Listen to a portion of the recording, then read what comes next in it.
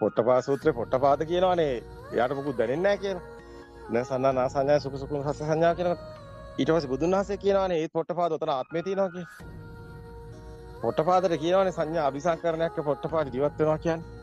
එතරම් සංඥා පෙන්නනවනේ බුදුන් වහන්සේ. නිවන් දැකලා නැහැ කියලා. නසන්න නාසඤ්ඤායතන සුඛ සුඛම සත්. සංඥාව කියන්නේ ප්‍රායෝගිකව අත්දකිනවා නම් ඇත්තටම දැනෙන්නේ නැහැ මොකද. ඉතින් කොහොමද එතන තියෙනවා කියලා අහනවා. එතකොට තමයි අර එක්ස්පීරියන්ස් තියෙන කෙනෙකුට දන්නවා මෙතන සුකුම ස්වභාවයට ඇලීමක් තියෙනවා. මේ ඇලීම තමයි ආත්මය කියන්නේ කියලා. ඒක ආරංශය කිව්වේ ඇත්තටම. ඔක කිසිම හොතක නැහැ. ඒක ආරණසේ අත්දැකීමෙන් කිව්වේ මේ ඔක ආරංශෙත් ඔකට තිබුණනේ ස්වභාවය. දැසගෙන ඒක දන්නවා හොඳට. ඒක ආත්මේ තියෙන්නේ එතන ඒ විදිහට. දැන් හුස්ම රැල්ලට සිහිය පිහිටුවත් සති නිමිත්ත තුළ එතනක් ඉන්නවා කෙනෙක්. සිහිය පිහිටවගෙන. හැබැයි ඊට පස්සේ නොදැනෙන ස්වභාවයට යනවා. ඒ නොදැනෙන ස්වභාවයේ එතන තියෙනවා කැමැත්තක් ඇති වෙලා. ඒක තමයි ආත්මේ. හැබැයි ඒක හොයන්න හරි අමාරුයි. ඒක නිමිත්තකින් මේක තියෙන්නේ ආත්මේ. හැම මොහොතෙම නිමිත්තක් හට ගන්නවානේ. ඒකනේ ආත්මය වෙන්නේ. කාම කම්පණයම දෙයක් වගේ දැනෙන ගතියක් නේ ආත්මය කියන්නේ. තව විදිහෙන් කියනවා. ඒක කම්පණය ඒකනේ සකස් වෙන හේතු වෙන්නේ. එතකොට ඒ අසඤ්ඤතාලය කියන්නේ දැන් එන්ලයිට්මන්ට් නේ. එන්ලයිට්මන්ට් එකේ ආත්මය තියෙනවා. බුදුන් වහන්සේ එන්ලයිට්මන්ට් කියන වචනේ පාවිච්චි කරන්නේ නැත්තේ ඔන්න ඕකයි අපි. මොකද Hindu අයනේ එන්ලයිට්මන්ට් එක පාවිච්චි කරන්නේ. Hindu අය දන්නේ නැහැ මේ බුද්ධ දර්ශනය ආත්මයක් නැති හැටි දන්නේ නැහැ. ඒගොල්ලෝ කියන්නේ විශ්ව ශක්තියට එකතු වෙලා අපි ඉන්නවා කියන්නේ. ඒ විශ්ව ශක්තියට එකතු වෙලා ඉන්නවා කියන්නේ ආත්මෙක් තියාගෙන. ඒගොල්ලෝ කියනවා බුද්ධ හිටියේත් එතනයි කියලා. ඒක වැරදි විග්‍රහයක්. ඒගොල්ලෝ කියනවා බුද්ධ එන්ලයිට්මන්ට් උනා කියලා. ඊට පස්සේ අපේ හාමුදුරුවෝ මේක දන්නේ නැතුව ඒ වචනේ පාවිච්චි කරනවා. බුද්ධ එන්ලයිට්මන්ට්. එහෙම මල්. මුකුත් දන්නේ නැහැ. මුකුත් දන්නේ නැහැ. ඒක හොඳට තේරෙනවා. මේගොල්ලෝ ප්‍රායෝගික පැත්තේ නෙමෙයිනේ. මේගොල්ලෝ මේ දැනුම් පස්සේ නෙමෙයි කියවන්නේ. අපි ඕනෙලාක ඔප්පු කරන්න ලෑස්ති Hindu අය කියන එන්ලයිට්මන්ට් එක බුදුන් වහන්සේගේ ඒ කියන කතාවට ගලපන්න එපා කියලා පෙන්වන්න ලෑස්ති. මේ බණ කියන්නේ හෙට දවසේ දෙයක් ඇත්තටම අභියෝගයක් ආවොත් ඕන දෙයකට ලෑස්ති වෙන්න. නිකන් නෙමෙයි. මුළු ලෝකෙම ආවත් ආරස තනියෙන් එනවා. ආරස ඒ තරම් ඒක කියන්නේ ප්‍රත්‍යක්ෂකේ. එහෙම නැත්තම් කියන්නේ නැහැ. ඒකයි කිව්වේ ගහන්න ස්ටේජ් එක මුළු ලෝකෙම ඉන්න සේරටම එන්න කියන්න පෙන්වන්නම් කියලා බුද්ධ එන්ලයිට්මන්ට්ද නැද්ද කියලා. බුද්ධ කියන්නේ එන්ලයිට්මන්ට් එකක් නෙමෙයි. එන්ලයිට්මන්ට් මේගොල්ලෝ විග්‍රහ කරන්නේ ආත්මේ තියාගෙන. ඒක ඕන වෙලාවක ආරස ඔප්පු කරලා ලෑස්ති. සද්දා ගුරු නෙමෙයි ඕන කෙනෙකුට එන්න ගන්න ආසට ලොකු නැහැ. ලොකු නැත්තේ ඔක්කොම ආත්මේ තියාගෙන ඉන්නේ කියලා දන්නවා. කරන ඔක්කොම වීඩියෝ දාලා පෙන්නන්නම් ඔය ආත්මේ තියාගෙන කරන්න කියලා. ඔය කවුරුවත් බුද්ධ පාත් එක අඳුරන්නේ නැහැ. එහෙනම් එයාලට අහු වෙන්න ඕනේ විශාල කතාවක් තියෙනවා. ඒක ලේසියෙන් අහු වෙන්නේ නැහැ.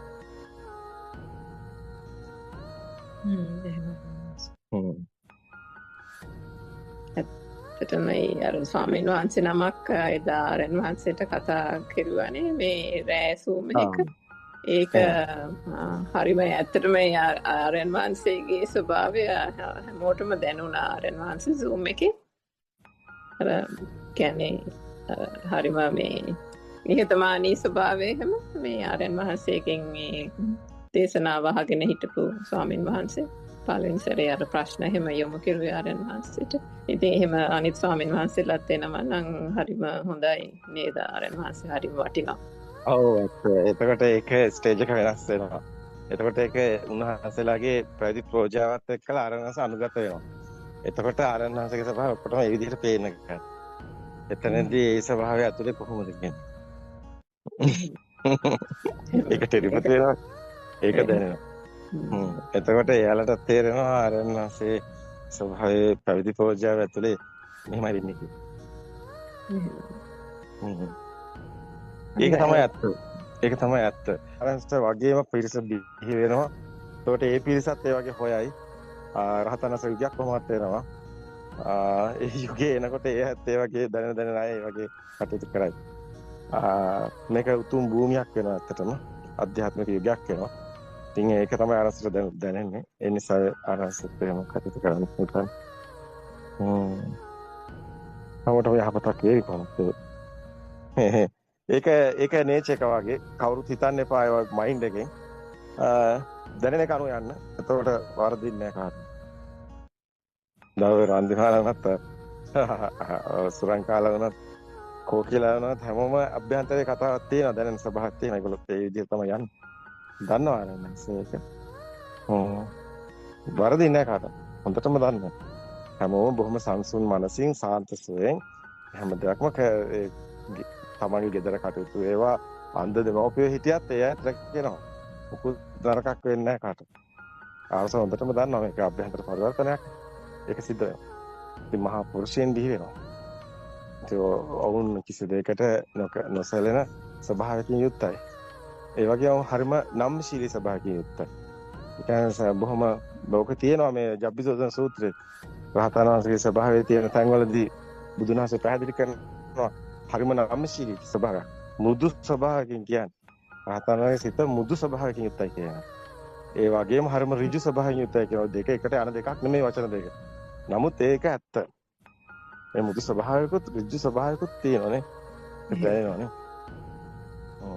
පුදුම ආශ්චර්යයන් වාසේ ඒ ජබ්බිසෝදන සූත්‍රයේ විග්‍රහය මේ පහුගිය සුමානේ දෙකේ සූත්‍ර දේශනා අහන්න පුදුම මේ නිකන් අලුත් පිබිදීමක් වගේ ඇති වෙලා කියලා මම හිතනවා හැමෝම අතර.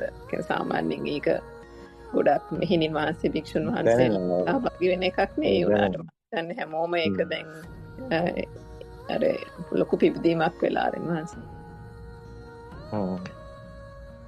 ආරෙන් වහන්සේ 2015ටත් කලින් මේ තුමුලට ගිහිල්ලා ත්‍රිපිටක අධ්‍යයනය කරන්න ගත්තේ. එතකොට 2009න් පස්සේ මේ පරිවර්තනය වෙන්නේ. එතකම්ම සමතේ වඩපගෙන කරේ. පස්සේනේ පත්තරලා දාලා මේක හොයන්න ගන්න. ඇත්තටම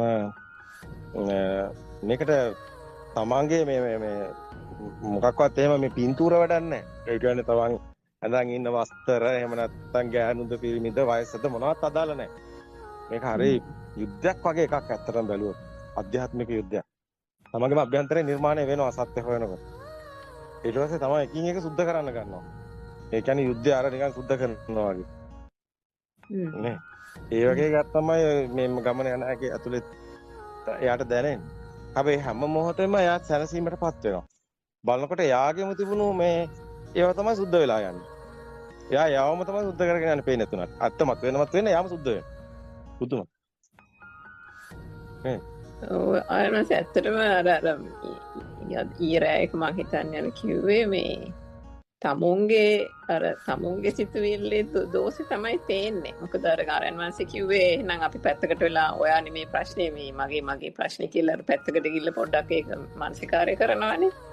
ඒක හරිම ඇත්ත ආරයන් වහන්සේ. මොකද හිතන්නේ දැන් මොකක් හරි වෙනවා නම් පටගාලා මගේ දෝෂයක් තමයි කොහේ හරි කෙලෙස් ඉස්මතු වීමක්ම තමයි කියලා. එතකොට මගේ කියන්නේ අර සිතේ දෝෂයක්. එතකොට ඒ කියන්නේ එතන හරියට සුද්ධ වෙලා නැතිකම තමයි ඉස්මතු වෙන්නේ.